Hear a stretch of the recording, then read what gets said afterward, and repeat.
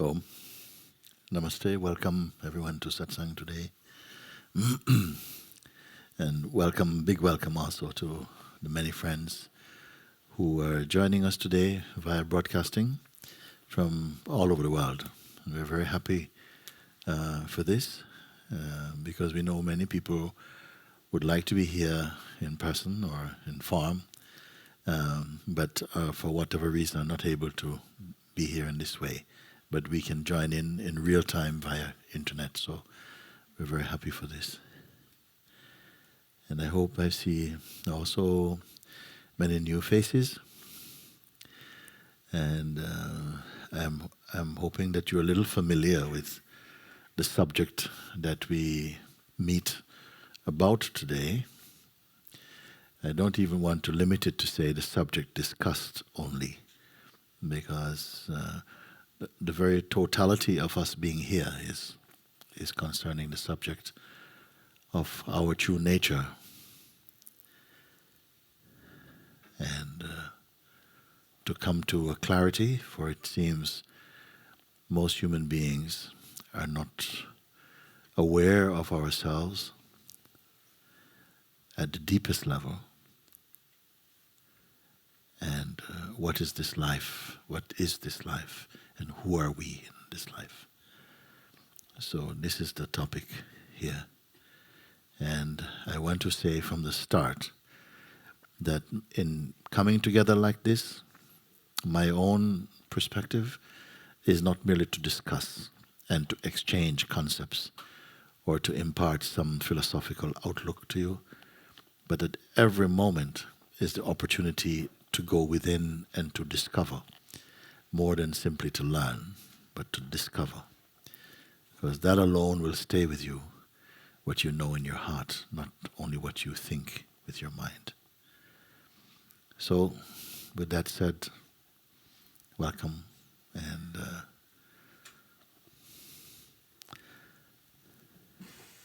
very, very good. Okay, you come in for me.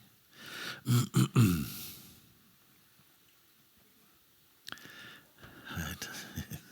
Very good. Good to see you. Come. Sit there.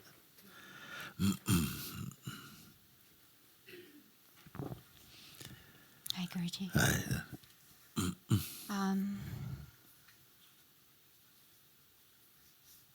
There's a sense of a huge effort going on, Yes. and at the same time it's seen, yet at the same time somehow the seeing doesn't seem to make the effort any less somehow. And the effort is for what? You said there's a huge effort going on. So effort is for what? Is to be. There's an effort to be. Without the effort to be, what are you?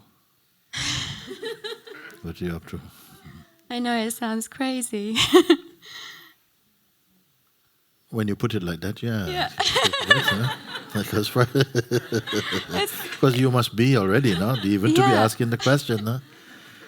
Then the effort to be is on top of the effortless being. Is there not an effortlessness about being?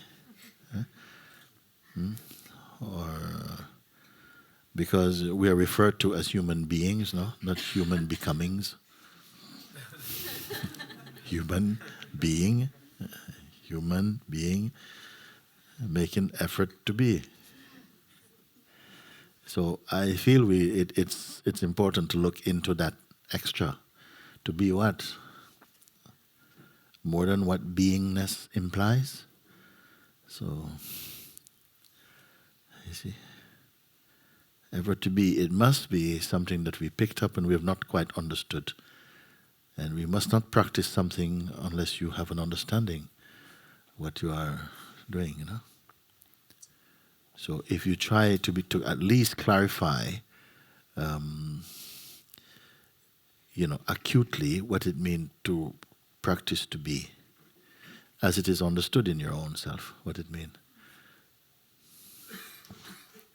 I mean, first of all, is it enough to be? Because everyone know they are. Everybody knows they are.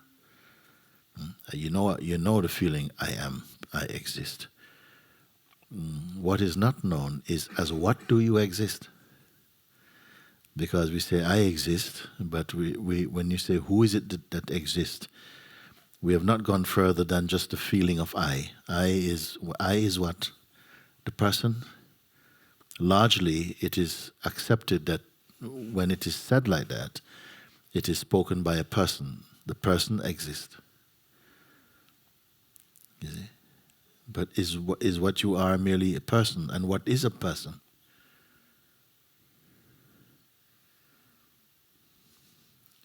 If you are 30 years old, 25, 30, 40, have you been consistently the same person? What is a person? Does it change or is it constantly the same? What is a person? Is it one thing but keeps on changing? Or is it never just fixed? It's always changeful. And memory make it seem as though it's one, but it's always changing. What is it a person, you see? Even to look into this alone, it's going to be of some interest or some value for you. Because we say many things, but haven't looked deeply into what we're saying. We only seem to understand superficially, because if you are from Portugal, you learn to speak Portuguese very naturally. And you inherit words from other people and from your environment without having to look deeply into them. And if some word is important, it must be the I. The I word must be the most important, because other words cannot happen until the I word is there. Because every time you speak something, you say, I think this thing, or I want, or I choose, I remember, I used to do this, I want to do, I. It's behind every utterance, every statement, even thought is behind each thought. I think, remember, I remember. Breathe even, I breathe. Have you ever seen an I breathing? It will claim even that. The breathing is happening by itself. When you're in deep sleep, breathing is going on. Nobody says I breathe. But the I takes even this. I breathe. So it's important, as you will come to see more and more, if you want to go more into the subject of your own reality, you will have to find out what I is. Because to find out what everything else in life is without finding out who the I who finds them out is, then your knowledge is not reliable. If you don't know the knower of knowledge, who is I? Is it constant?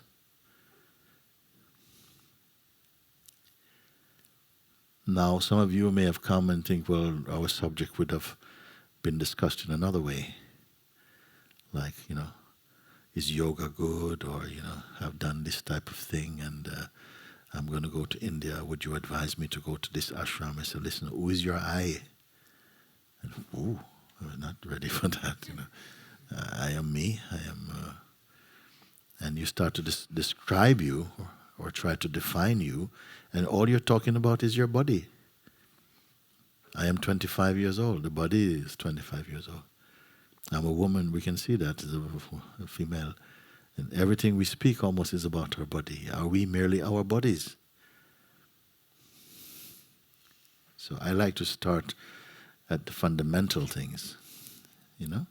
If we understand the fundamental things, then all the other things will fall into place. If your foundation is no good, then your building will be suspect. And of all foundations, the I foundation is the most important. We all say I, but what do we understood or feel or take I to be? You see, I and being, they are synonymous somehow.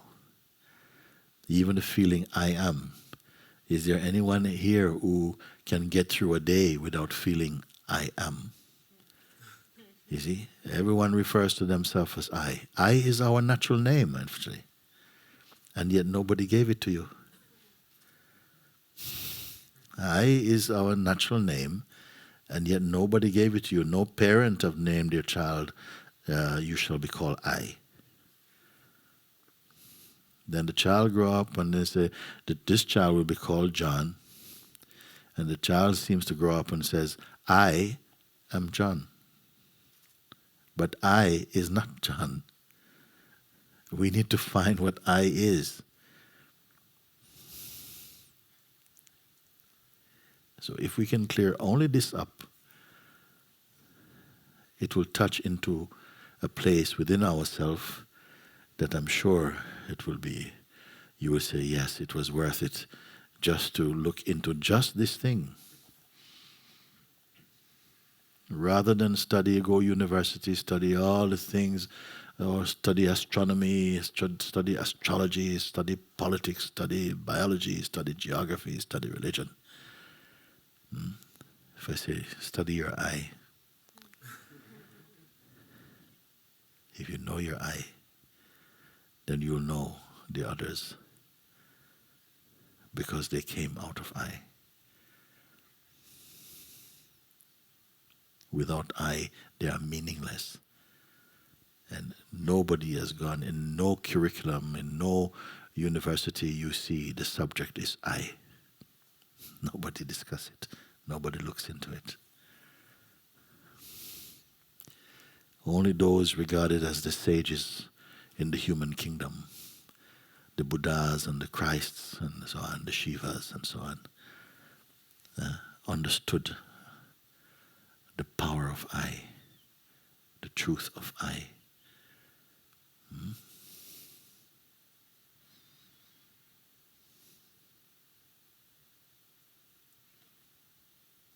And they found it in its true meaning to be so important that they forgot everything else. They forgot everything else, including themselves. They forgot everything else to find what this I is and where this I come from. And because they forgot everything else, including themselves, the whole world cannot stop remembering them. Isn't it funny? Huh? Yeah. They forgot themselves, and the world cannot forget them. We are desperately trying to remember ourselves, to keep ourselves, to even be important in the world. People there.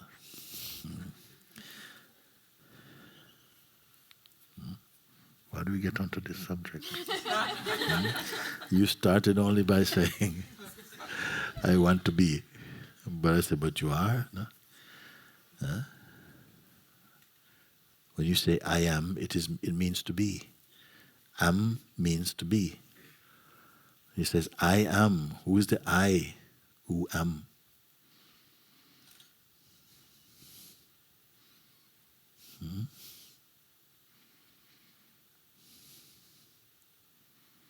Can you imagine? We know so many subjects. There's no other species on this planet that has studied like the human being. They're the most curious species. They want to know everything, not only on this planet, but other planets also they want to know. Huh? Isn't it? We want to know other planets. We want to know what happened. Some people talk, 50 billion years ago, this was what was happening. And if you ask them what they had for breakfast yesterday, they can't remember. 50 billion years ago.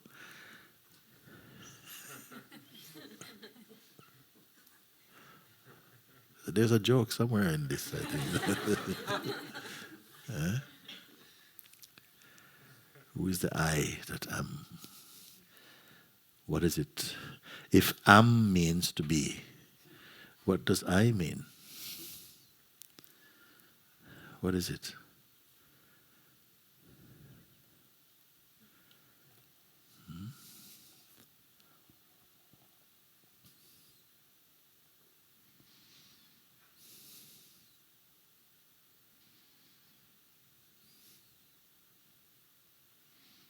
if you don't allow this feeling I to connect with any thought, any concept, from any zone of time, it is there. What is it? We can do now. We can find out now. Huh? Something is here. If it is not connected with anything from any language, any word, any concept, any belief, any form, because it perceives everything. If it is not attached to any or connected with any concept, then try now and see. What is it? Don't say the words, because even the words you speak will not be it. It sees the words being spoken.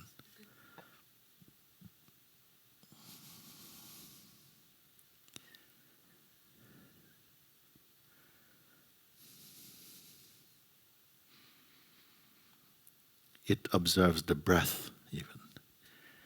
It sees seeing. It perceives perceiving.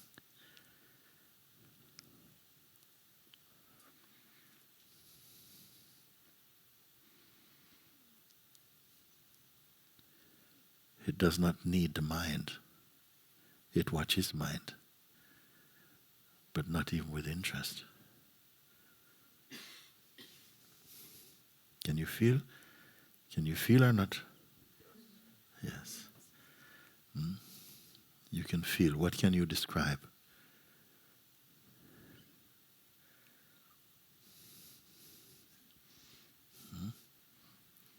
Everything comes after. First, the I must arise. If you wake up this morning at 7 o'clock, at 6:59, where were you? What could you discuss? What was your name?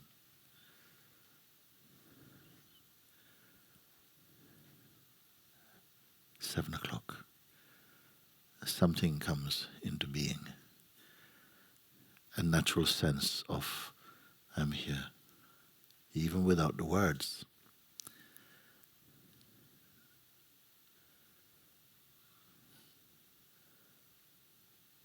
It is the first to arise, no? You cannot perceive the sense of you before the sense of I. First, the sense of I must be there. This knowledge, this consciousness, I am, must be there first. Then the sense of you or other or world can come. So it is, you can say it is the firstborn of consciousness, the feeling I am.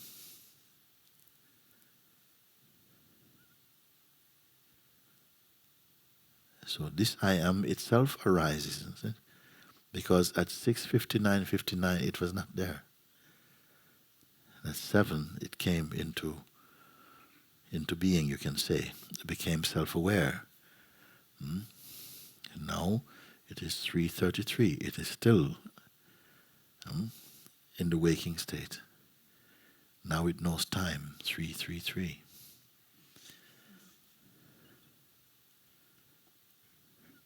But can anything know it?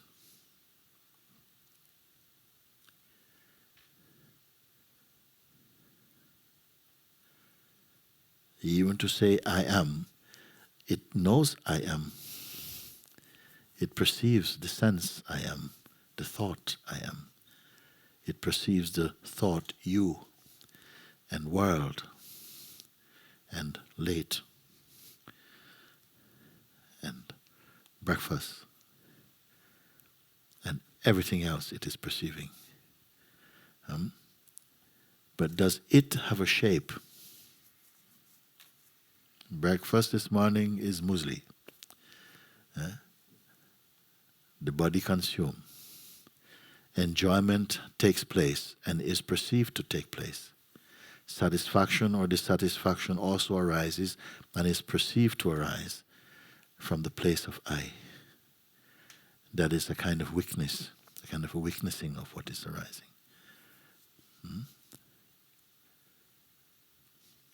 So before even any of this, I say, if you don't attach any intention or idea or identity to I, so nothing at all.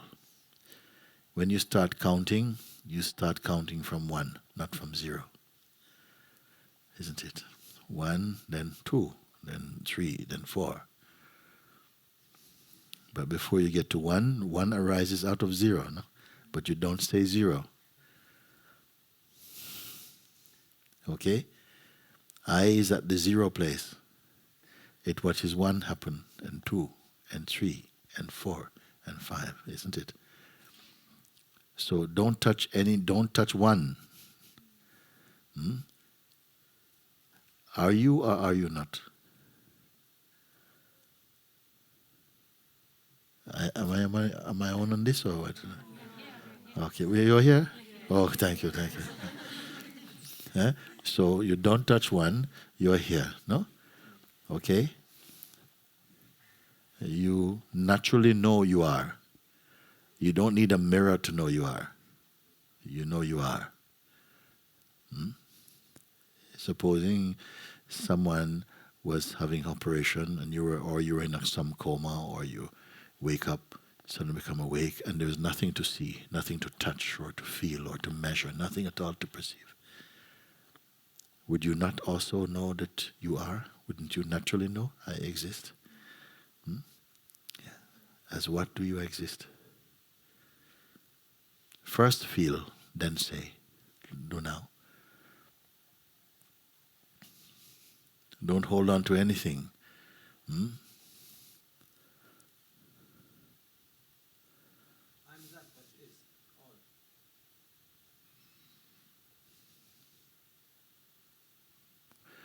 I am that which is. Why all? Where does all come from? All is later.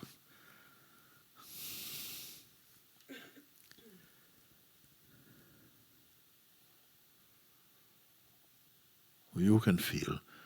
I gave example last week, and I'm going to repeat this week because many are new, and I think it is worth to share. Once we were making one guided meditation, we're recording a guided meditation, where you see, and then at some point I was listening to a guided meditation, and there was a period of silence, no? And the silence, I remember that the silence was longer before, and it was chopped. Someone was editing and felt the silence was too long, and so they chopped some silence, but it was too short now. Okay? So they wanted to put back some silence. Okay? You follow or not? Okay? So what they did was they just recorded blank, some digital silence. They put some digital silence, okay? Then we played. And you can discern the real silence from the digital silence, isn't it? Because the real silence has an atmosphere. The digital silence is dead, isn't it? Nothing in the universe is like this digital silence. It's a newcomer. Okay? This digital silence, okay? When you leave everything now, like this, you leave everything, don't touch anything. What remains here? Is it a digital silence or another silence? Feel your being. What are you perceiving? Is it sound? Is it form? Because I didn't ask you to suppress your senses. I said, don't be attached to them. Leave everything. Yeah, because senses you can perceive also. So don't identify. Don't say I am the hearing. I am the seeing. No. Don't touch anything at all. What is here? It is not a thought. Go beyond thought. Don't touch any thought.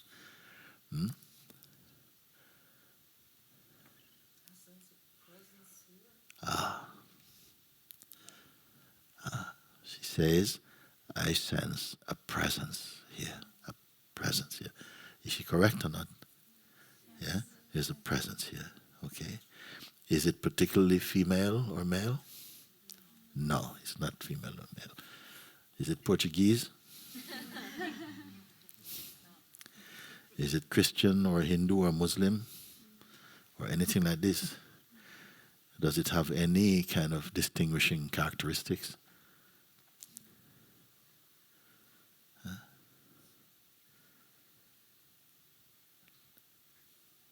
So this presence, which has no data, has no other quality. This is your self.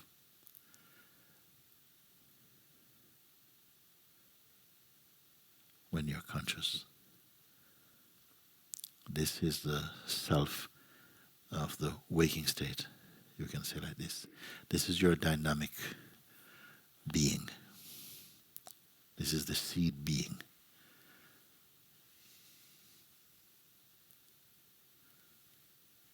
It's not a doctor, it's not a mother, it's not a wife or a husband, it's not a master or a disciple.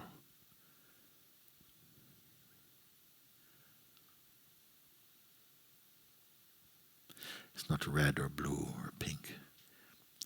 It has no size and no shape.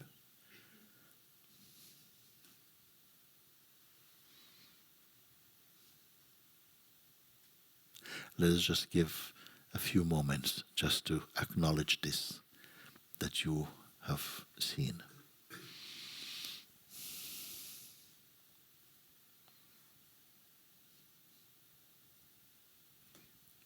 Does it know time? Is it affected by time?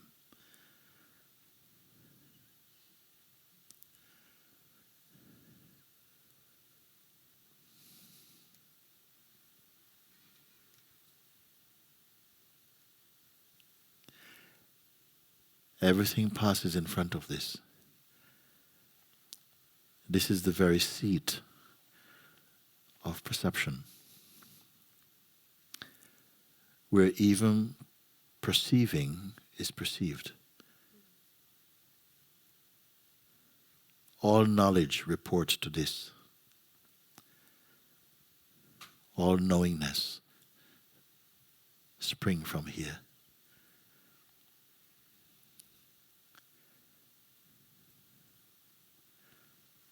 This is where witnessing of the existence is taking place.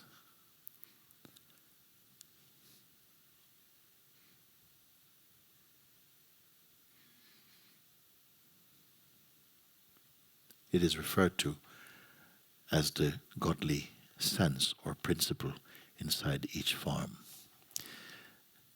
It announces itself inside the body as the sense, I am.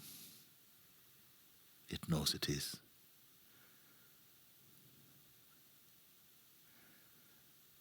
But it doesn't belong to anybody, nor does anything belong to it.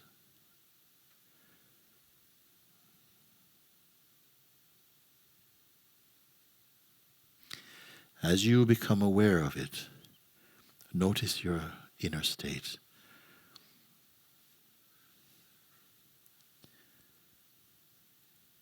How empty and silent and deep. Do you feel disturbed? No.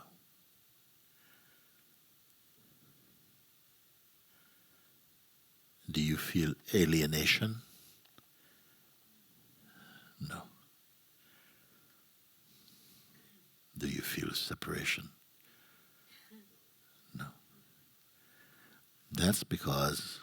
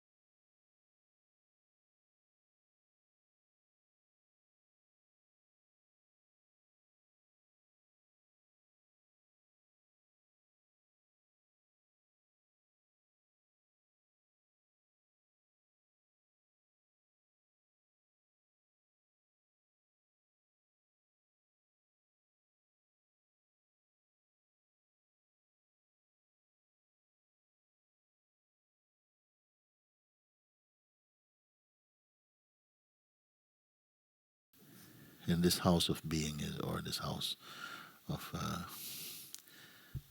It seems to be mixed, mixed with? the presence with the person. Okay. What would notice this?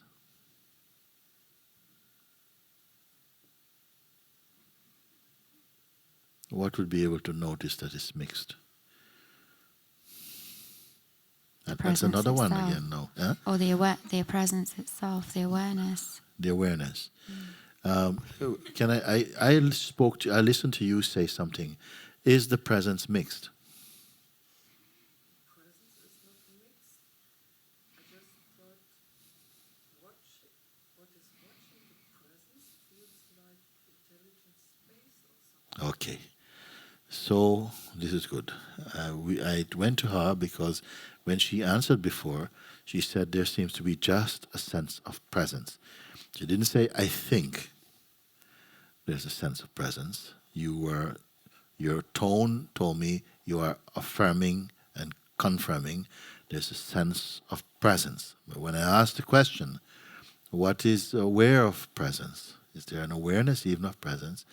And you say, actually, there seems to be something like a kind of an intelligence in which even presence is seen. Would that be true?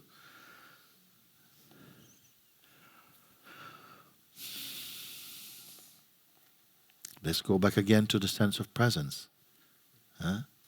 Is there anything wrong in the sense of presence? We are communicating now all together. We're in the room. Close the door, please. Nobody out. Please answer this question. Is there anything wrong or missing with the state of presence? You alone can answer this question now because you don't have any textbook in front of you. What did you say? No. Nothing. Yeah, nothing is wrong with it. So it is quite good. It's quite happy. What is the environment of presence like? How do you feel? You feel well, or you feel just presence now? So, in spite of feeling very, very well, there is even something beyond, it seems, presence, in which even presence itself is perceived. At least someone in this room knows it or sense it. Then that's behind presence. What about in front of presence? What is happening in front of presence? Behind presence, you say, there is a space, like a kind of intelligence. We don't know what to call this thing. It's not even a thing, because is presence a thing? Then even presence itself is perceived, meaning that whatever is perceiving presence is even more subtle than presence even. Okay? So let's go back in front of presence to what we say must be person. Because in spite of recognizing that there's just what we are using the word presence, it doesn't have a sticker called presence on it, but the word presence seems satisfactory for the moment, presence. In front of presence is coming something called person, scratching about. And what's this person feeling like? Is it also, is it an object? Is the person an object? What is it made out of? Dream? Somebody said dream? Huh? Feelings, thoughts, energy, condition, all of this, yes, seem to come together to create the sense of a person. Sense of a person, okay? Is comprised of thought, feeling, imagination, projection, conditioning, vibration, some persons say, or energy, okay? Okay. Is it tangible as a unit, the person? Can it be caught? Can you introduce your person? It's changeable. Okay. Like a kind of contraction. All the things you mention is what you are perceiving, isn't it? Because all the things we put together, we say, yeah, this is what comprises a person, no? And the vibration, everything. But so something looks upon the person, it's studying the person, okay? That which is aware of the person, is it a person? Yeah. Which is greater, that which perceives the person or the person? Which is more constant? The perceiver, like this and that. This is called experience. The person wants something. What makes why does the person wanting something matter to you, the presence? Again, you have come to a place where you're aware of yourself as presence. Okay? Is anything attached to presence? Does it connect up to something? Or how is presence? Is it needing anything? No. Is it unhappy? No. Okay. Can it die? You feel confident to say this? Can it die? No. Okay. What is the connection of the person with presence?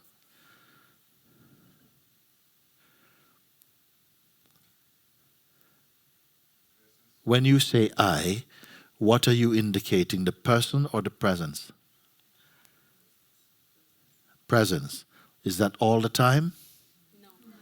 No. Why not all the time then? When it feels so good. It is all the time. It's all the time. Sometimes I don't know it, but it's all the time. There's no other way. It's all the time. And sometimes I don't know it. I referring to what?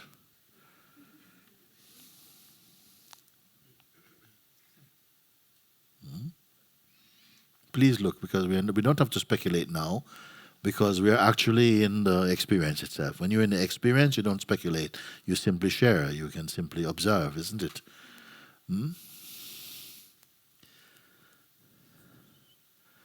What is the concern for the presence with person? Yeah, it seems the attention goes there somehow. The attention goes there. When the attention goes there, does it mean the present goes there? Does the presence go there? So the presence is even capable of observing the movement of the attention going somewhere.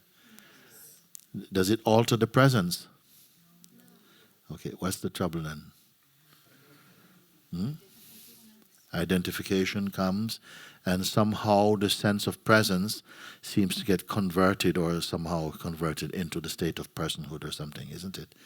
And it's the presence that's believing that it's the person for a while, isn't it? So belief comes, and although belief itself can be perceived by the presence, it can see, oh, I'm identifying again. Yes, I can see strong belief. If I can see strong belief, I am not the belief. So the belief, when believed in, must give some effect happen to the presence, whereby it goes into some kind of hypnosis and gets converted into the state of person. Yeah. Is that absolutely this happen? No.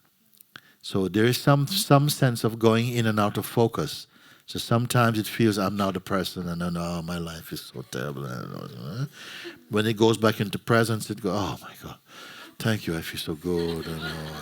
Om Namah Shivaya. When it goes back into person, I don't think I'm ever going to get this. I don't think I'm worthy enough. I don't feel like, you see, like this. So something is oscillating between the sense of person and then presence. What is it that creates attention?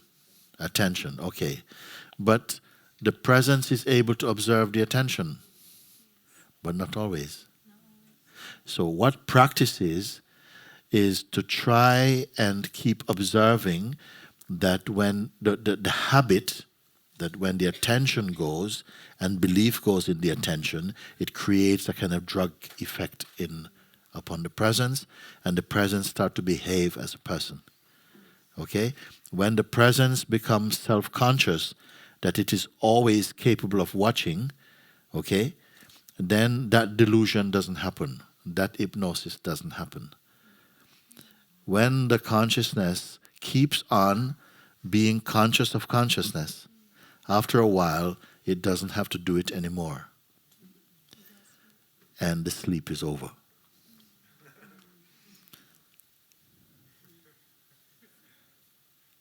Just like when this body was, what is your name? Priya. When this body was born, the name Priya or any other name didn't come on the forehead. God is sending you, I'm sending you Priya. Yeah? The body came empty, no name, and somebody thought about, what should we call this one? Whatever, no? So their name was decided. Also, name can change, religion can change, belief can change. But there's something that cannot change. And there is something that changes. Body is changing, thoughts are changing. The perceiving of thoughts changing is there. Spirituality, or the search for truth, begins when there's consciousness that you can observe without identifying. And when you observe without identifying, a space opens up inside and you begin to feel very well and very unattached. And this detachment itself is a great joy. How to get to that stage then? How to get to what stage? The stage where you are not troubled. Yes. Yes. Yes. All the Okay. time. Not all So the time. again, you must ask, where are you asking this question from? From what state are you asking? So you are only asking this state from the identified state, isn't it? No, but you must be aware of it. You see? Otherwise, you're just taking your questions for granted. You're not using it. When you say, so how can I get to that state of presence? But you were there just a second ago. The consciousness, what you were just talking about, the consciousness being conscious of. Yes. At first, it is true to habit. The habit, repetitive, of associating with the body, that I am the body. I am the thought, I am the thinker of thoughts, and so on. Now, there's two exercises. One is that you keep saying, but I'm not this thing, I'm not this thing. You can look, or you can also recognize that you cannot be it. Rather than simply saying mechanically, I'm not it, you can actually see that all that you see, you're not. All that you see is phenomenal, meaning that it cannot exist independent of your perceiving of it. And keep holding on to the perceiving. Stay at this perceiving place. Just doing that by itself, you'll find that your mind stops worrying. No more worry comes. Because everything that comes, you see it comes and goes. Everything is a cloud, simply coming and going. And you're only the witness of the cloud. You're not a cloud. That comes from the state of presence. Everything is appearing to it and going, coming and going, coming and going like this. Only when the presence becomes the person, things become sticky. When the presence becomes person, things become personal. And all problems are personal. That's why the presence has no problem. You understand like this happening? So for a while is the habit is being seen through, that you keep seeing that it's the habit to just assume you're the person. And this unchecked habit perpetuates the condition of delusion. You're always behaving. Everyone here is consciousness. We are all consciousness. You didn't decide to be. You are, choicelessly consciousness. But what happened is that it was not encouraged in life that we should be self-conscious in the proper way. We became psychologically self-conscious, meaning that you become over-conscious of being a person. And that is a very insecure state. This is why we're not comfortable with each other.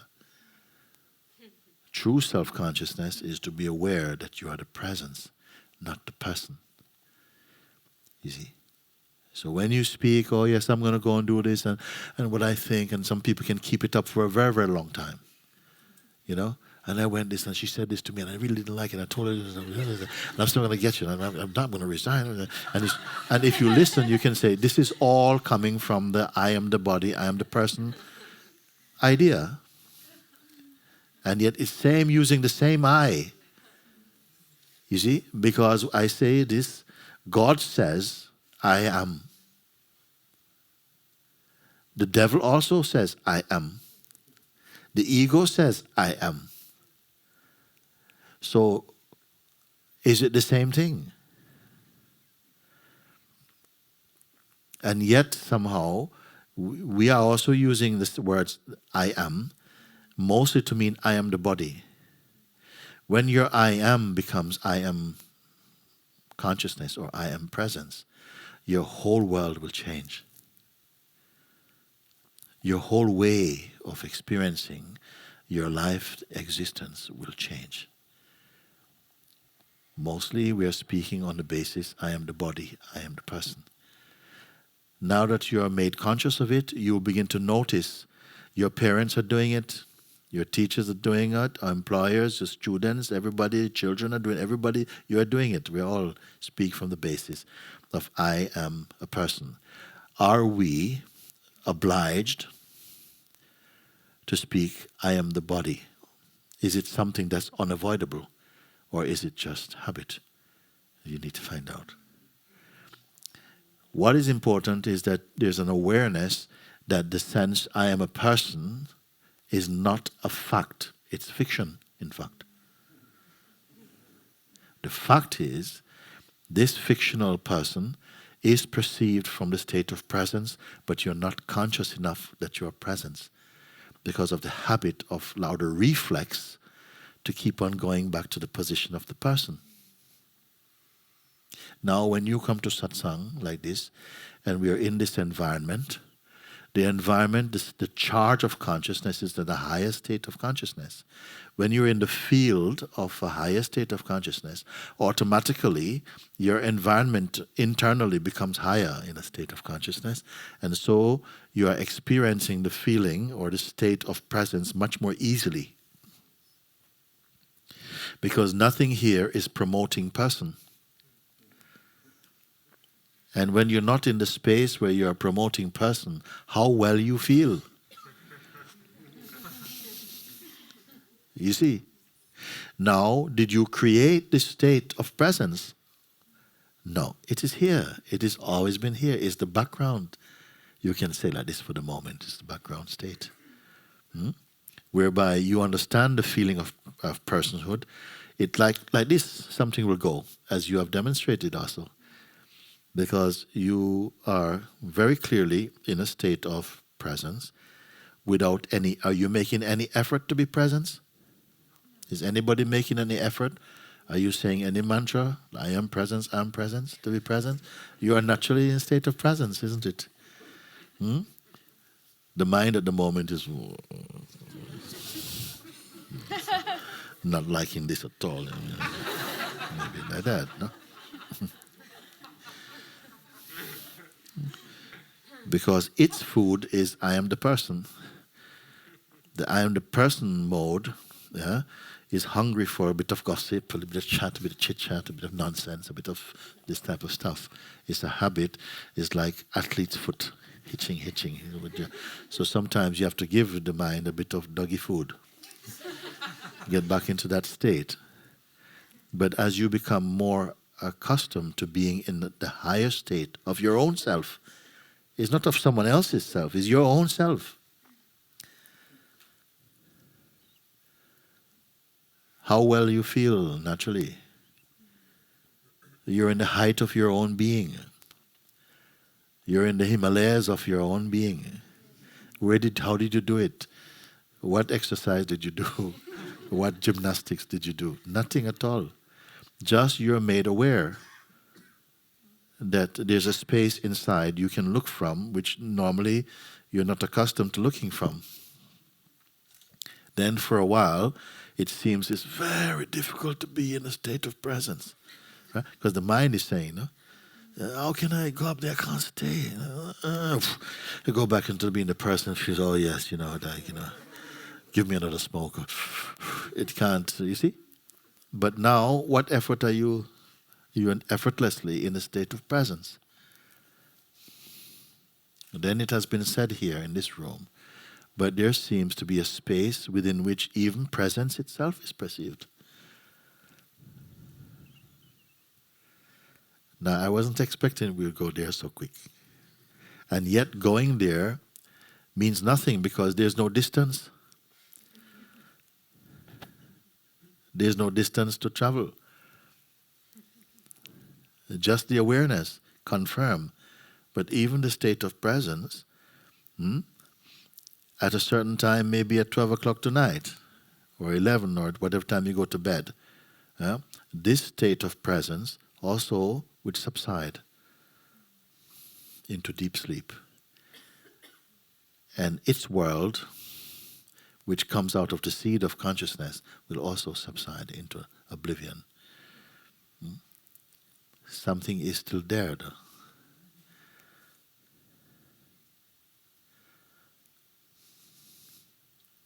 If you are the state of presence and this presence subside, it means that you're finished. Or there's some break in your being. If you went to bed at 10 o'clock, wake up at 7, then for 9 hours, you don't exist. Can we look at this together now? Or do we have some space for this? Okay, so let's look at what happened then if you go to bed at 10 and wake up at 7. You see? Now, in the waking state, you have the full awareness of the state of presence. The state of presence in the human kingdom is somehow, some beings are not living in the state consciously of presence. When I say of conscious presence, I don't mean that they're being conscious of presence like work. Sometimes it's effortlessly self-conscious, effortlessly presence. They're not doing anything to be presence. And some are doing a lot to be presence. Some have got to do mantras to kind of reach the state of presence. So they may have to speak Om Namah Shivaya, Om Namah Shivaya, Om Namah Shivaya, Om Namah Shivaya. And somehow it lifts the consciousness naturally into the state of presence. And when they're in the state of presence, even if they don't say Om Namah Shivaya, Om Namah Shivaya, somehow unconsciously it still goes on and they're in a state of presence. But the best is to be in the state of presence without effort. That's your natural state. Just like you don't have to keep remembering, I am Priya, I am Priya, I am Priya. No. You neither remember nor forget it. It's just there. If you're doing some complex work and someone called Jennifer, you will still do your work. Priya, yes? You see? But you're not thinking, I'm Priya. So that feels natural for you. Then the fact that you are consciousness is even more natural than that. Because without consciousness there to remember that you're Priya, if you don't have to make any effort to remember your Priya, then how much effort do you have to remember that you are consciousness? The very fact that you exist means you are consciousness. The very fact that you are existing means you are presence. It's just a habit of converting or believing that the presence is the body and the conditioning which gives rise to the belief you're a person that seems to hide your intuitive knowingness that you are presence. But you are presence. Or consciousness, same thing. But in deep sleep, the sense I am, the feeling of being and witnessing of the world with detachment subsides, go into oblivion. Who are you now?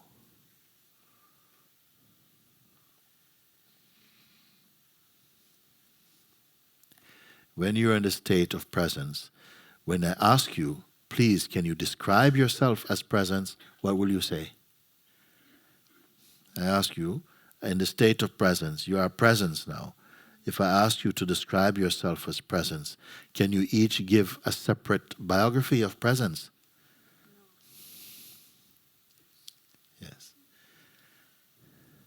Do you feel you have lost your privacy? No, because the person can be private.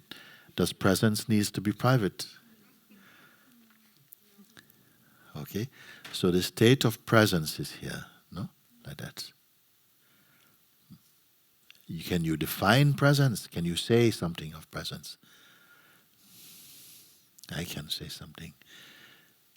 From this state of presence, it says, the perfume of this presence is peace and a natural joy and an intuitive knowingness that something here is eternal. It has no beginning or ending. It has no form. This is what I call the perfume of the presence. Does the presence have any weight or size? Can we say, please? Does the sense of presence have any weight or size? Do you have to speculate to know this? No, you know it directly, isn't it? Okay. When you go to sleep, because presence somehow causes witnessing to happen. So you're observing of the world, of names and forms and different beings and time and so on, takes place or occurs to the presence, but the presence is not particularly doing anything. It is the beingness itself, isn't it? All right? But in deep sleep, witnessing of the world is not there. So even the sense of presence, which is the witness of the manifest world, that functioning also subsides. What remained then?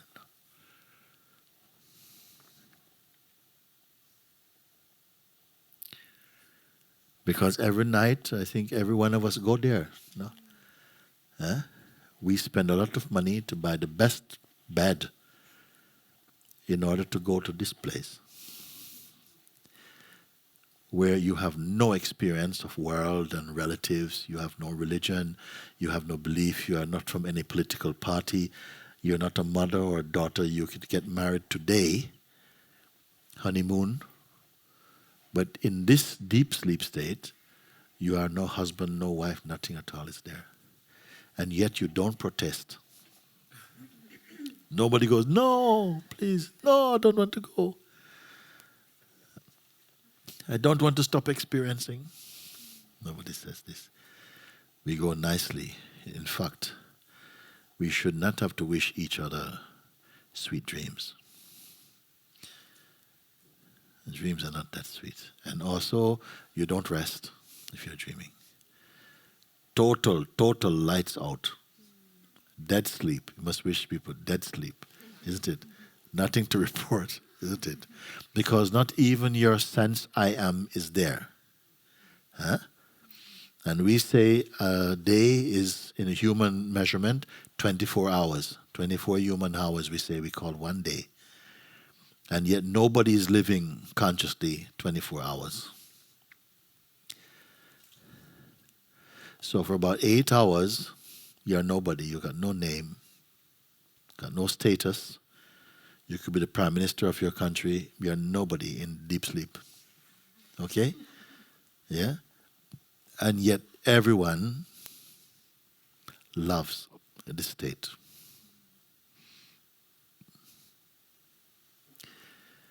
You enjoy sleep or not? Yes. And yet who are you in sleep? So therefore you enjoy being nothing, isn't it?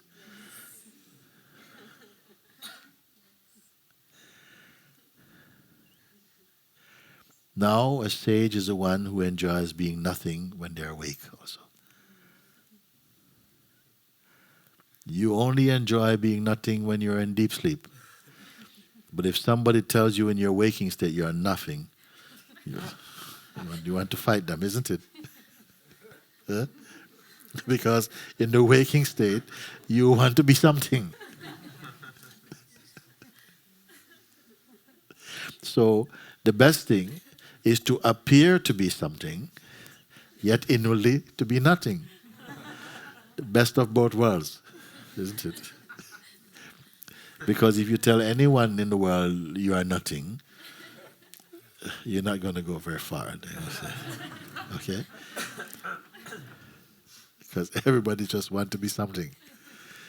So you don't have to put yourself into difficulty. You can say, what do you do? I say, I am a doctor and so and so. What do you do? Yes, I'm so and so and so. Because they keep them happy. But inside, you stay as nothing.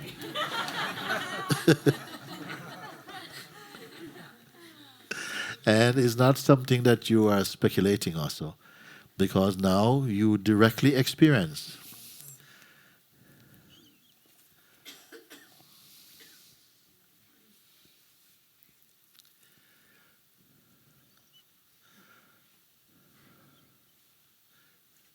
Someone in Sangha say, thank you for allowing me to be nothing. When you are something, you have to keep it up.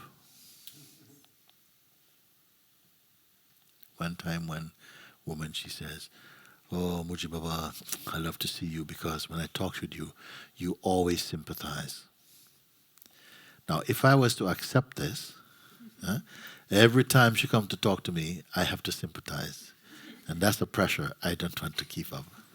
Yeah? Just to accept this compliment, you always understand. I say, sometimes I don't understand. Yeah? Yeah?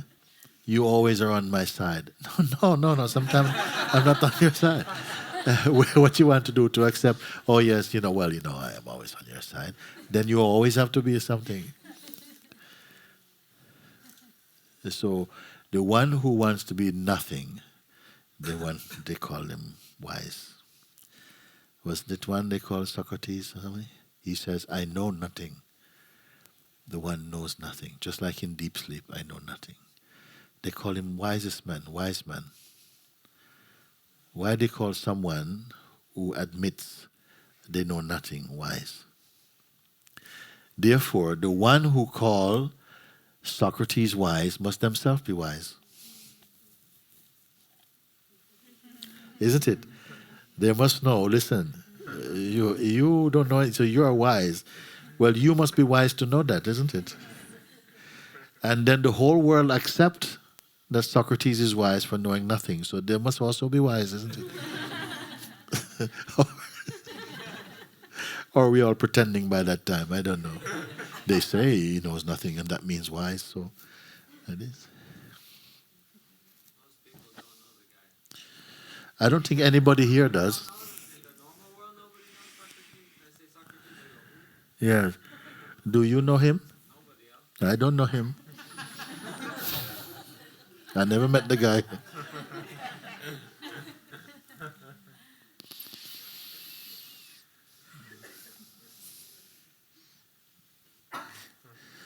This whole satsang has been about you.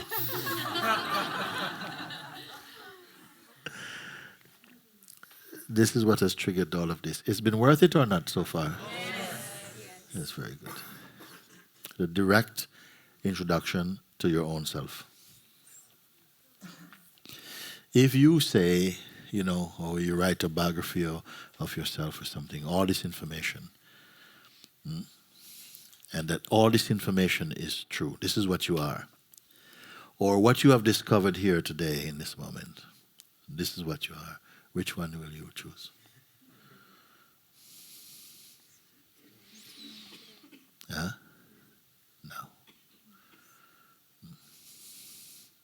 Which one will you show your boss?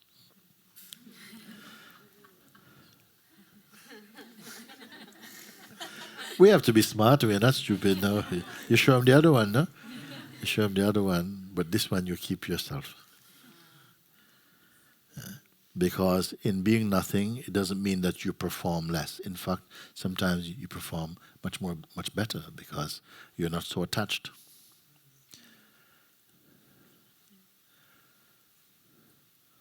You're not working for reputation.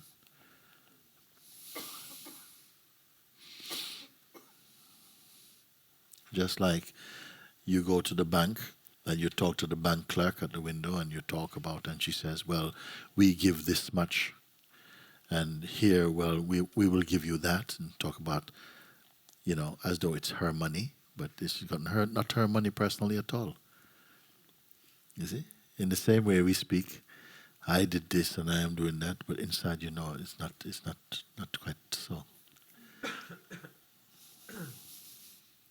And this is why you'll find amongst many people who have reached a certain stage of awakening, they can tell you, you know, I am, in a way, I'm sharing, but I'm not sharing. I'm giving, but not giving. Something appears to be giving, but inside, behind this, there's neither giving nor receiving.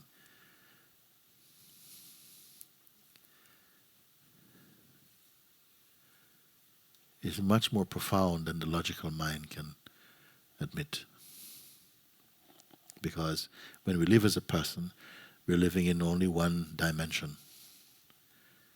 But when you're aware of yourself, you understand what it means to be a person, where we're speaking from the idea you have of who you are. That's what a person is. The idea you presently have of who you are. And these ideas are changing. But something is unchanging. Now you're beginning to be aware of what is unchanging. When you're aware of what is unchanging, and yet you're aware of what is changing, and you know the unchanging and yourself is the same, then you can allow the changeful to be. When you put so much effort in the changeful, we are always making unreasonable attempts to try and prevent change at a certain point. You see? And then you're not in synchronicity with the world's unfolding. When you found your stability, from there you can allow the world to move in its dynamic spontaneity without needing to prevent or to get in the way.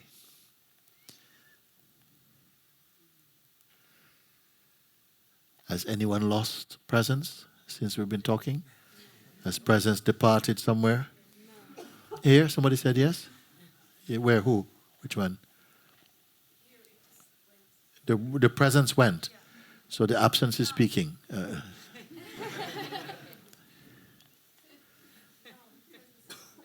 The presence is speaking. Yes.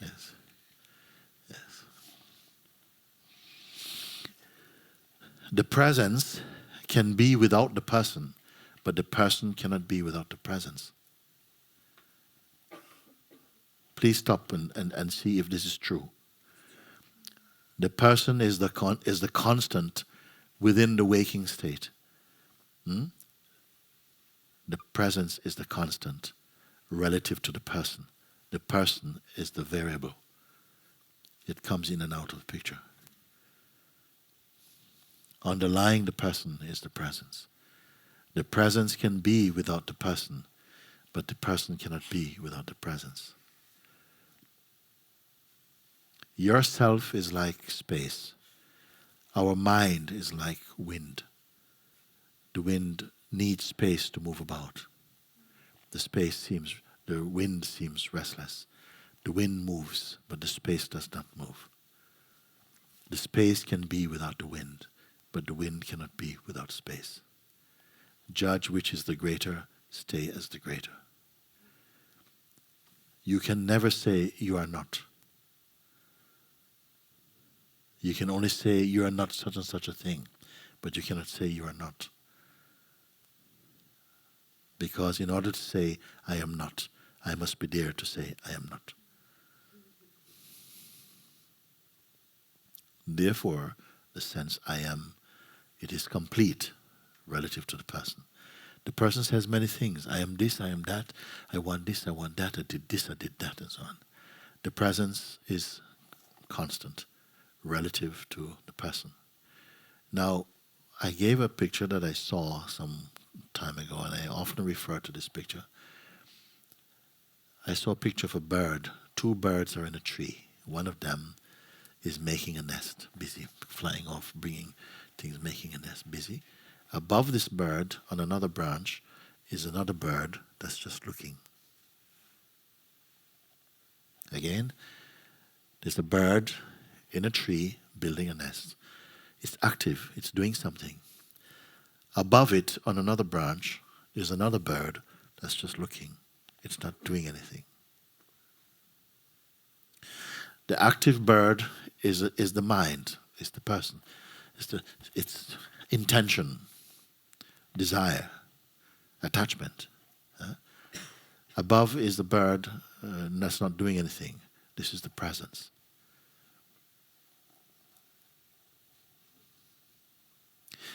I'm only talking about aspects of one thing. You see? The active bird that's moving about is our dynamic activity. The passive bird is the state of presence, from where witnessing of the activity is taking place. Are we aware of this or not? Just like you can feel the sense of a headache coming and getting stronger and then going, and you know you're not the headache at any point. So you experience feelings and emotions coming and going, knowing you're not them. It is only when we believe I am the body, I am this particular body, and the conditioning that arose for this body. When I believe this, I can believe other conditioning that come on top of this easily. When you become aware of the sense of presence, that it simply is, it's not on the way to somewhere. Feel this now. Like a vastness, a silence, is much bigger than your body. You are not something that's stuffed inside this body as far as your fingertips and as high as your head. From the perspective of presence or consciousness, you can say, I am in the body, but you can also say, the body is in me. In fact, all bodies are in me. Everything I see is in me as consciousness. But if I believe I'm only the body, I feel, well, only what I can see. But I'm always apart. Everything appears inside consciousness. Just like a movie is watched only on the screen on which it's projected. Beyond the screen it is not. In the same way, we are perceiving on the screen of consciousness. The difference is that this is a three-dimensional screen in which we also play a part as this person moving in it. At a certain point, you're able to perceive without the identity or the belief that you are a person. There's only functioning. Now, it may sound a bit cold, because we feel that the person brings heat and passion to something. But as you become aware of presence again, please do that now. Is presence cold? No. You see? So, do you give anything to an experience by being personal? And is an experience less by being presence?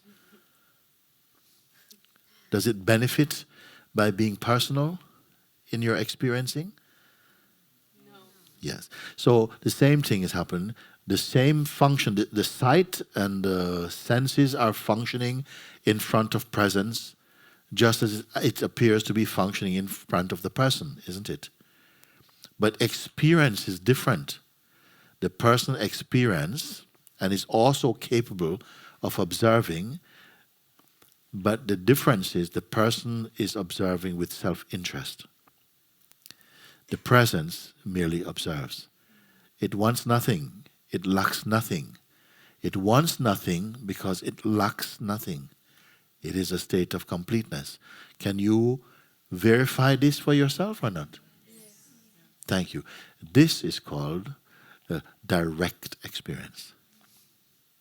I'm not asking you to believe something, isn't it?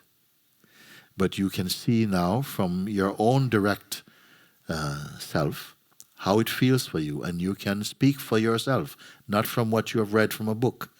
You're seeing now, and you are corresponding with life in real time with the universe. You don't have to go to the past to answer any question I'm speaking. Because the consciousness, unlike the person, the consciousness does not rely on past. The person is obsessed with past. It is always bringing things back from memory, from past. And you said this last week, and you said you'd do this. The presence does not need any of this because it is the complete state. Can you see? Can you verify or not? Definitely. 110%. Yeah, very good.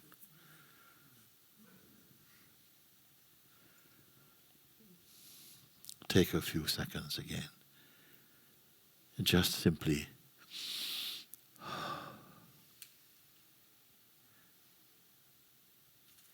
marinating in your own presence.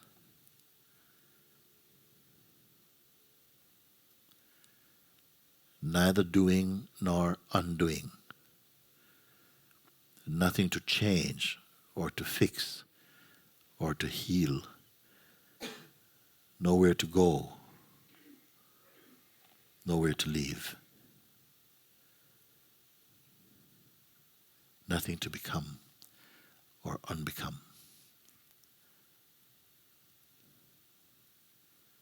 Beyond need, beyond desire, beyond fear.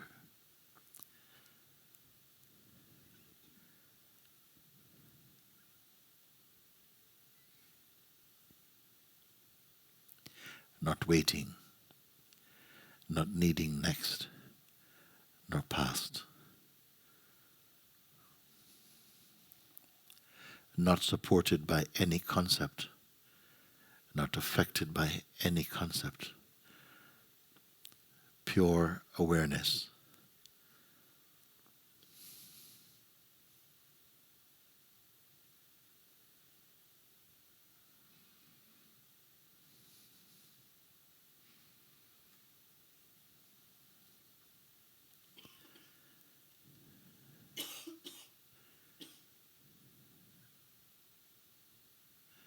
Now there is a force or a tendency inside the presence or the consciousness that has a habit to go back to the person,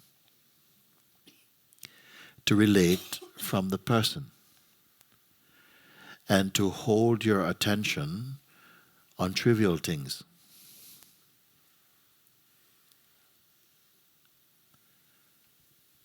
It has a tendency to remember wrongs being done to you, things from childhood, injustices and all of these things. But it does not serve your truth.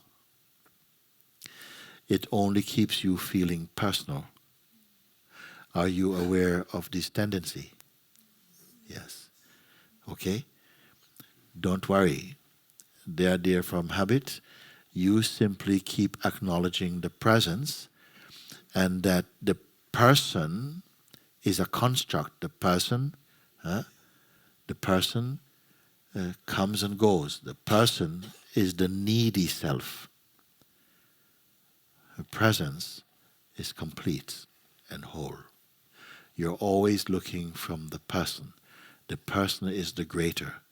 The presence is the greater. The person is the lesser. Again, the presence is the greater. It is the constant relative to the person which is coming in and out and is only an apparition, only a kind of ghost. Now you're aware now of the state of presence. The presence cannot be sick. It cannot get better. It does not have good days or bad days. It is always perfect. Can you confirm for yourself? Yes. So for first time for many people, you can speak something from your own heart, from your own self, without relying on something from the past, what somebody else has said, what's something that you believe. You can speak directly from the state of presence.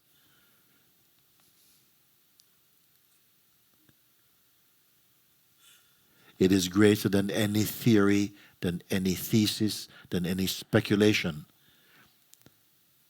It is your immediate and direct experience. There's not a lot you need to know. in fact. There is studied knowledge, and there is intuitive and spontaneous knowledge.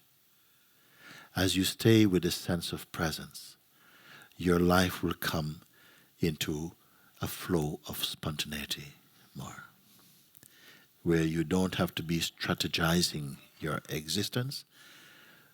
Your intuitive powers will rise up. You'll be more conversing with life intuitively and energetically, more than always mentally.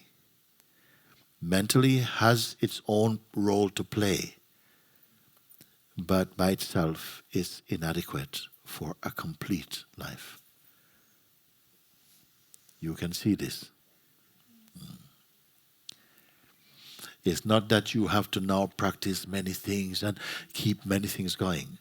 You will see that if something is needed, it comes into play at the appropriate time. Yeah. All you do is keep staying in the position of presence. Your actions will become, there's more space inside. Now as you look from presence, do you feel any claustrophobia at all? No. Always it is space. There's a spaciousness there. The personhood state is quite contracting. It's always tight. You see? One of our modern diseases is a lack of inner space. But it's only because we're living life too personally. From the state of presence, you're not living life personally. The person is only a mask that is worn for a short time by the state of presence. The mask is not what the presence is.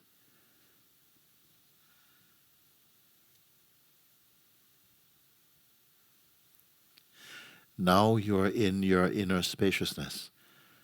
Even this spaciousness is not quite inner. It's got no dimension. Inner, outer, it's beyond this, in fact.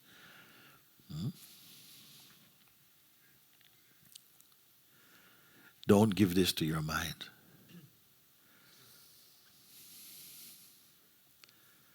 Don't try to capture with your mind. There's nothing you need to capture.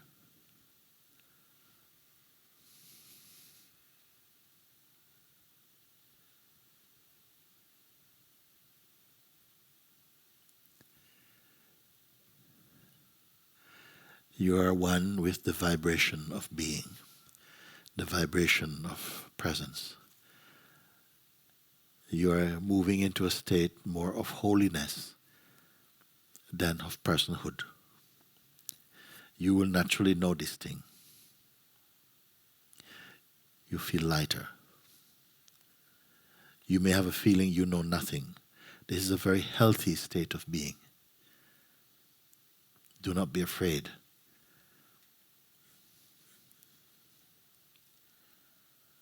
If a thing needs to be known, it will manifest quite spontaneously. You will notice this. If it doesn't manifest, simply keep quiet. You don't have to know everything.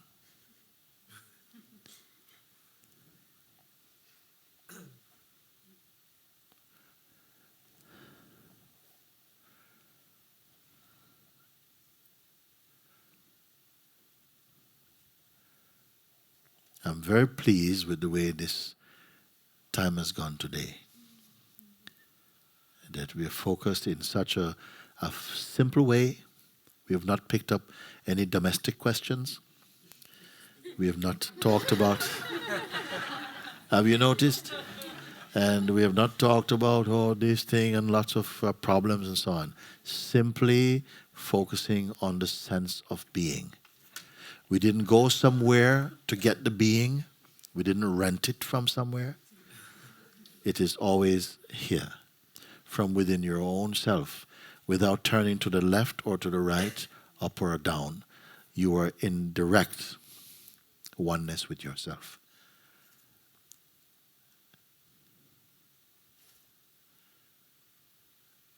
It is not merely belief, it is your immediate recognition, your direct recognition.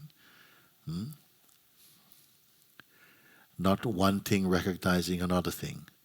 Self-recognition.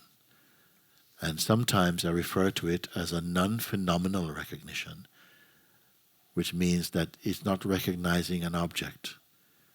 It's only the self-aware.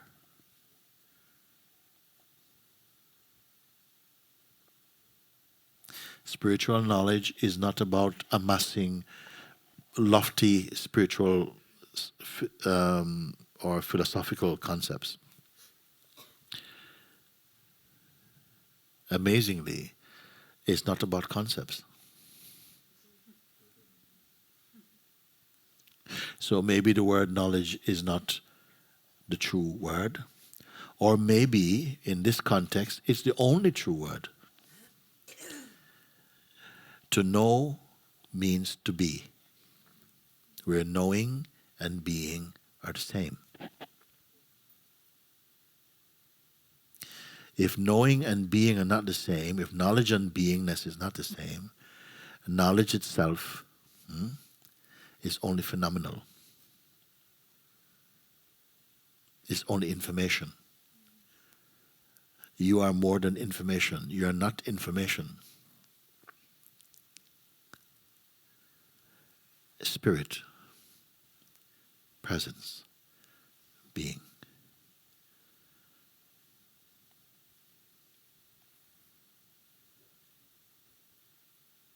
This is true for everyone. One religion doesn't have it more than another. One people don't have it more than another. In fact, nobody has it.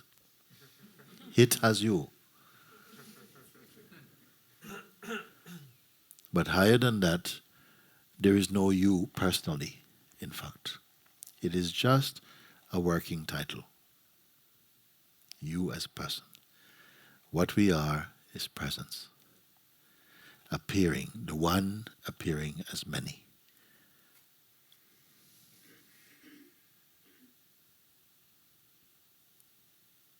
The many recognizing it is one.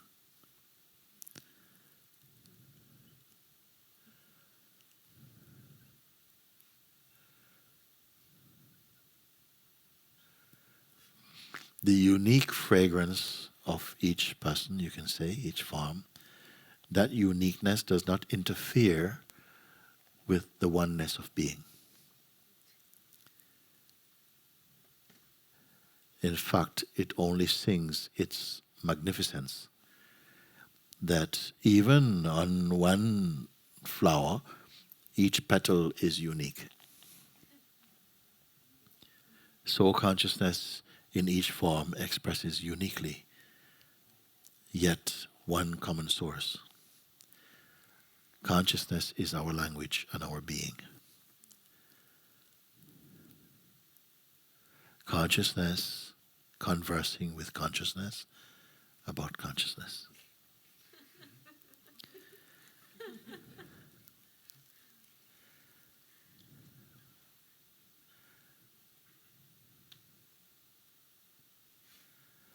Can we sit with this for just a moment or two?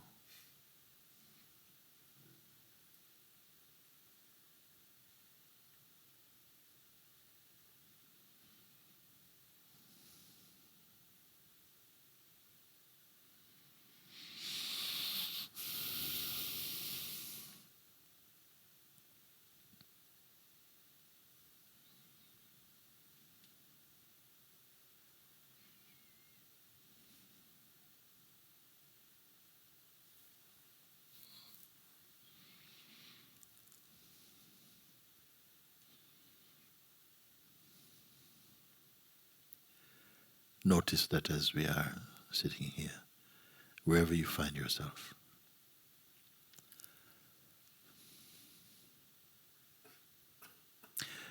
your natural state, knowingness, is simply that of existence. I exist.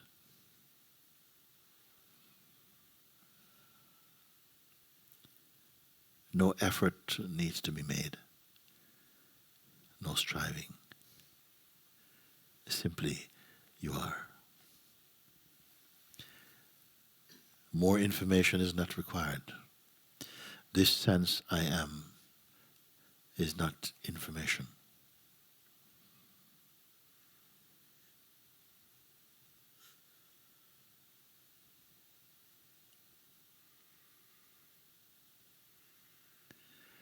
Notice that you're not waiting.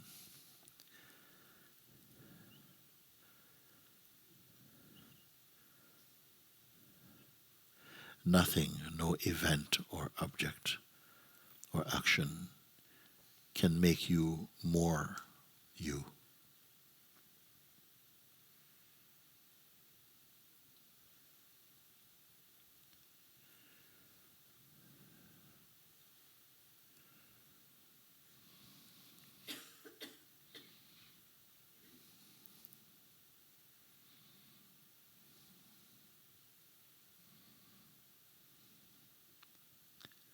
Though the mind seems to possess or have the sense of time, of past, present, and future, you who witness mind are timeless.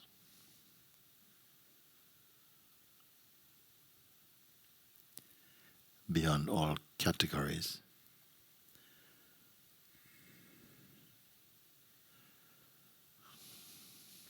Subtler than attention, subtler than belief.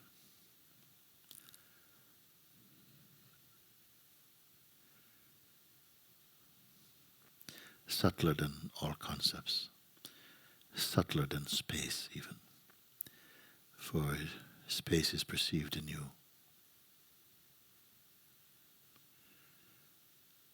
Nothing defines your being, nor confine it.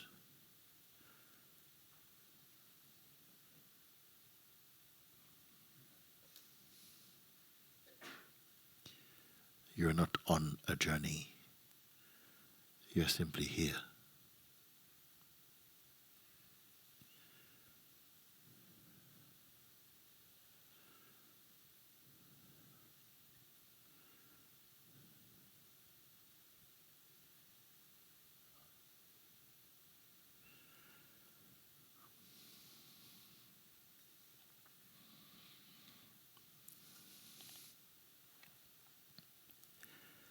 Not waiting,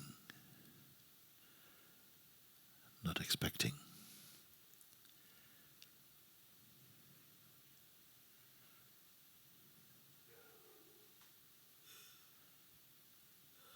Not controlling.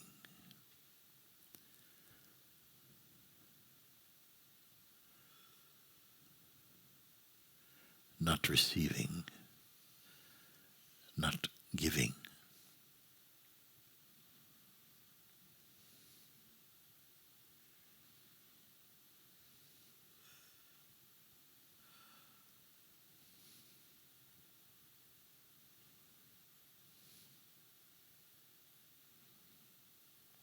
You're not being entertained.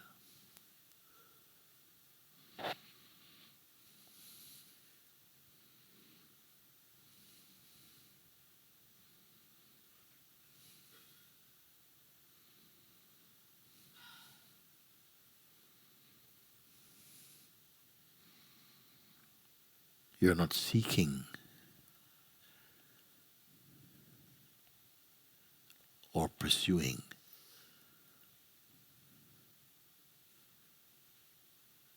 Simply you are. And there's no pressure in this. Notice this. No anxiety. No drama.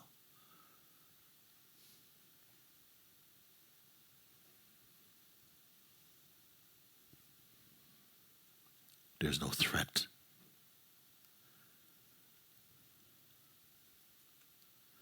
There is no threat.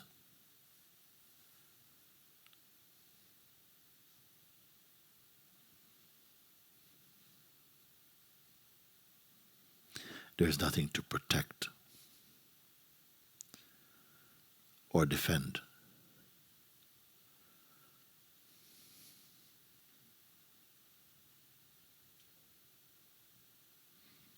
Totally empty, silent. You're not imagining this. There's no need to imagine anything at all, not to move your mind.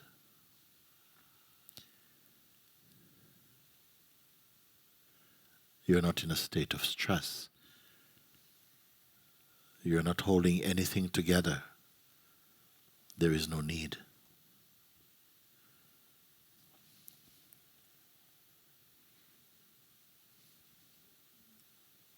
Effortless, complete.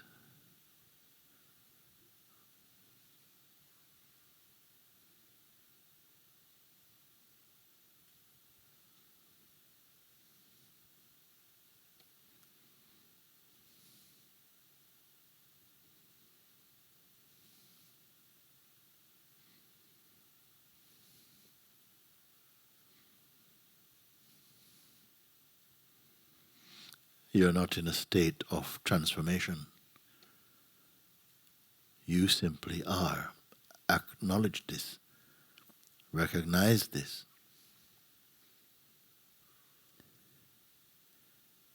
Nothing is against you.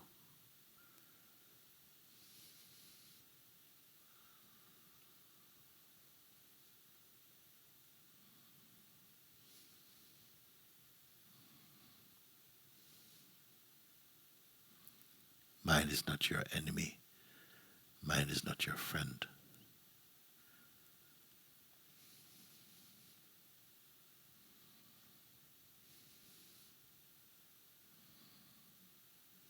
You're neither sociable nor unsociable.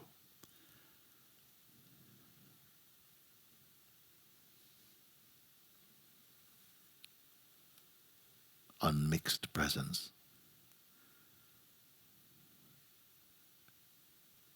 Timelessly complete.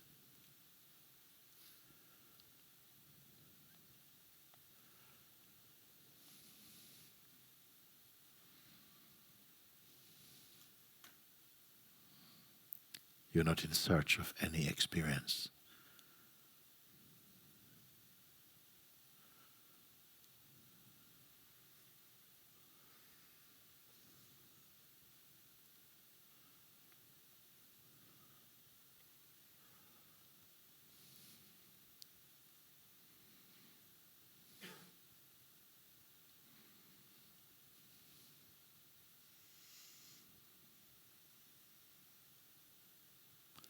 Like space, you're everywhere.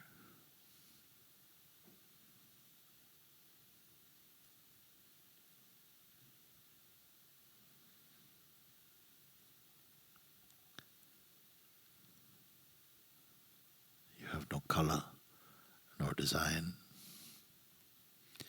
no shape, nor size. Pure awareness.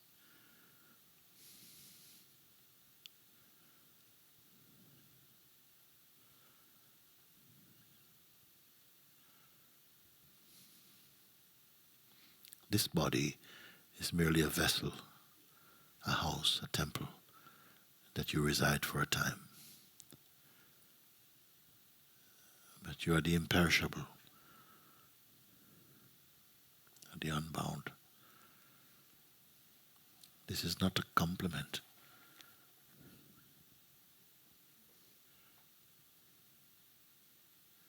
A reminder.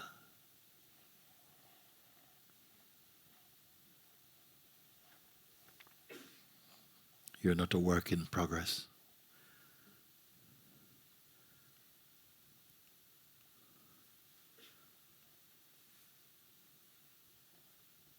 Stay as awareness.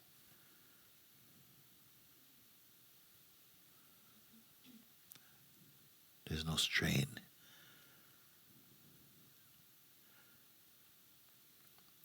There's no suffering. Except that which is offered through your mind when you identify personally.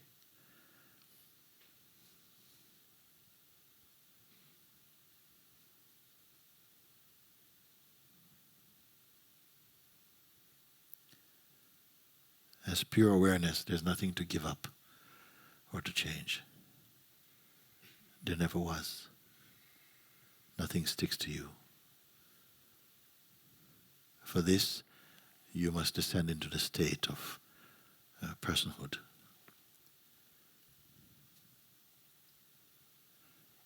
Every sensation, every thought, every feeling is merely like a cloud that's floating in the infinite expanse of space.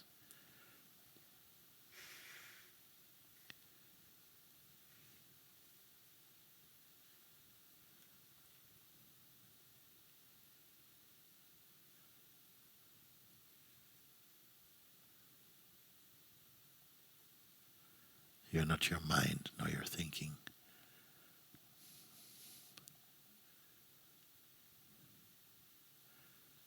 Neither are you offended by them.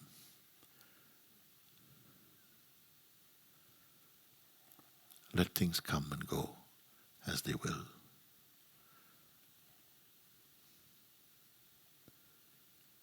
You cannot go because you never came. Like space, awareness is everywhere.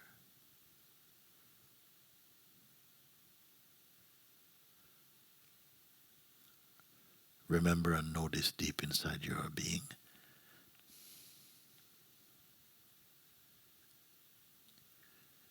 There's no end for truth.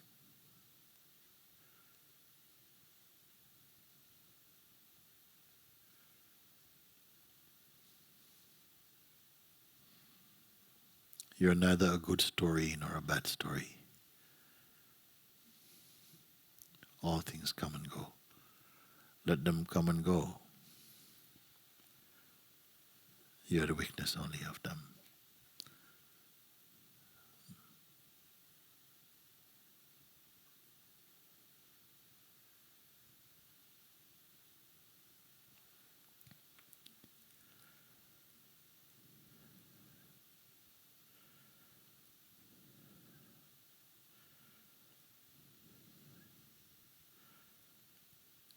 How you felt yesterday and how you feel today has got nothing to do with what you are.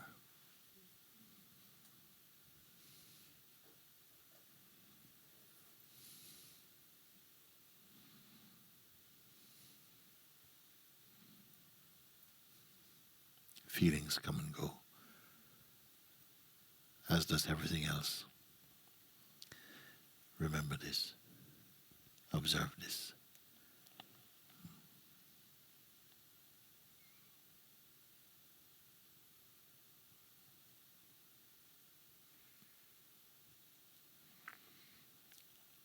Do not attempt to define yourself,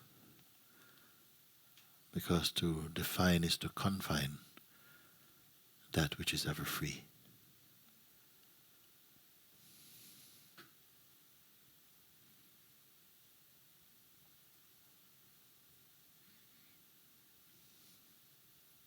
Happiness is your nature, not something you should find. It is what you are. Peace also is your perfume, joy, love.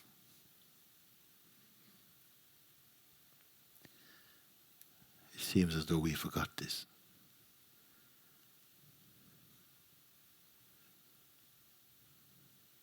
They don't return merely by remembering, but by recognizing.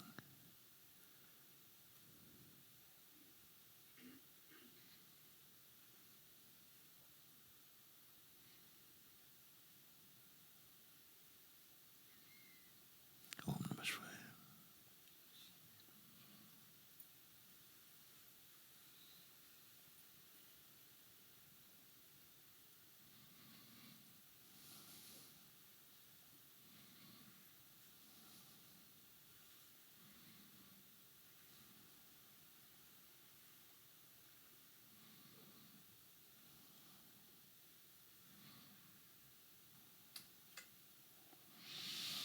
Thank you.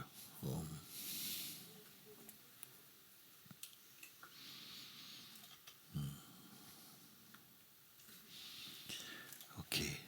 close for this part of the satsang. Will somebody come? We have someone to come. We're going to have some music just for a few minutes. Thank you.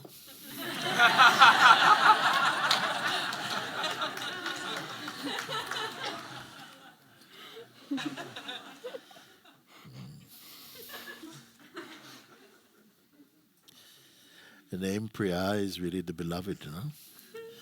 All this was about the beloved. We are both the beloved and the lover.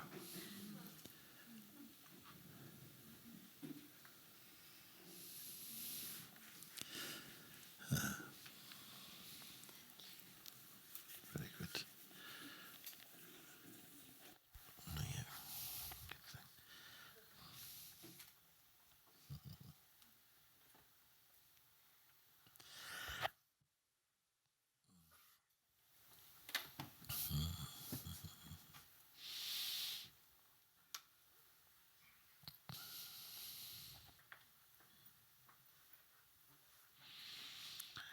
So at the end of this bhajan, we will just have a break for 15 minutes, take some chai, and those of you who feel you need to leave, you can leave. We will come back, and the second part of the satsang today is usually offered up for reading through some of the mails that are sent each week, each day, to myself. And it's a beautiful time for looking through and responding to some of these mails. And everybody is welcome to come for this. So.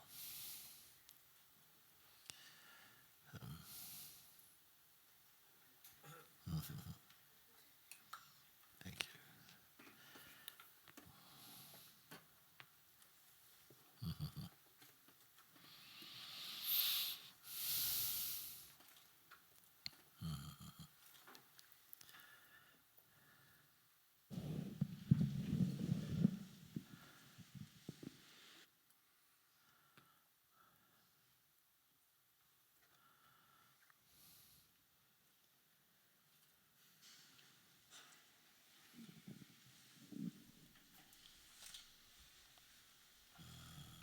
Sam?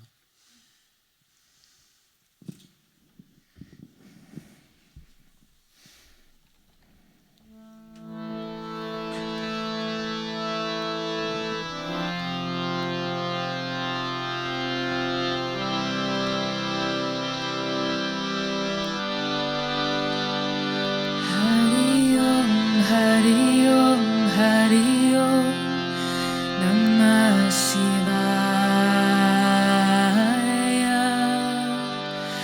Hari Om, Hari Om, Hari Om, Namah Shivaya. Hari Om, Hari Om, Hari Om, Namah Shivaya. Hari Om, Hari Om, Hari Om, Namah Shivaya. Hari Om, Hari Om, Hari Om, Namah Shivaya. Hari Om, Hari Om, Hari Om, Namah Shivaya. Shivaya. Shivaya.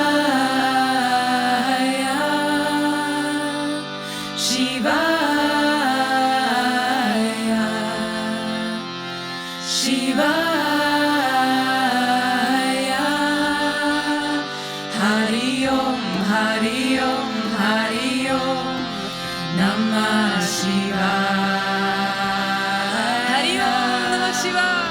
Hari Om, Hari Om, Hari Om, Namah Shivaya.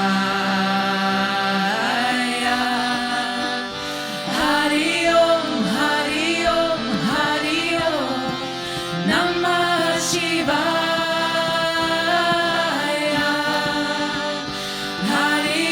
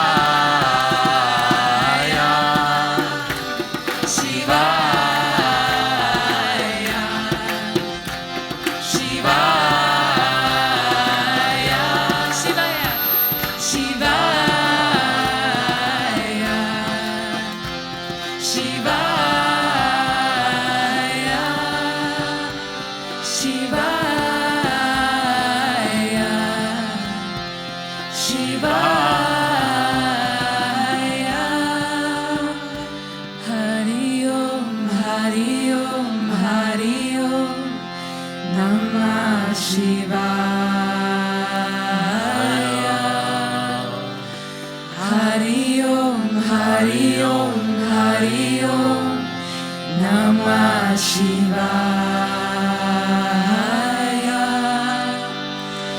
Hari Om, Hari Om, Hari Om, Namah Shivaya.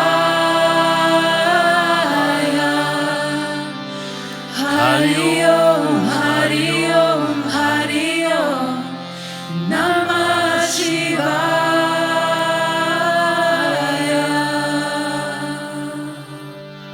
Om Shri Sadguru Ramana ki, Papa Ji ki, Shri Buddha ki, Shri Yogi Ram Surat Kumar ki, Shri Christ ki, Shri Anandamayi Ma ki, Sahaja ki. Shri Mooji ki.